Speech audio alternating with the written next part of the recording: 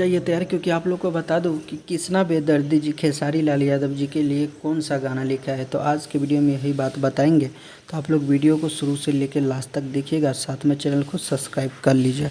तो चलिए guys video शुरू करते हैं, जानते हैं गाने के बारे में। तो जी हाँ दोस्तों, कृष्णा बेदर्दी जी ने खेसारी लाल यादव जी के लिए एक बहुत प्यारा सा देवी गीत लिखा है, जो कि खेसारी म्यूजिक वर्ल्ड से रिलीज़ हो गया। और दूसरी बड़ी अपडेट की बात करें तो दोस्तों, बहुत जल्दी जो है आप लोग के बीच में जो है खेसारी लाल यादव जी का काफ़ी बेहतरीन सा सॉन्ग सुनने को मिलेगा, जो कि 1 से 2 दिन के अंदर में पोस्टर रिलीज होगा। और पहले जो है देवी गाने को रिलीज किए जाएंगे 10 तारीख के अंदर ही। तो कर लीजिएगा चैनल को सब्सक्राइब। मिलते हैं फिर से नेक्स्ट वीडियो में, तब तक के लिए bye, take care, love you all, धन्यवाद दोस्तों।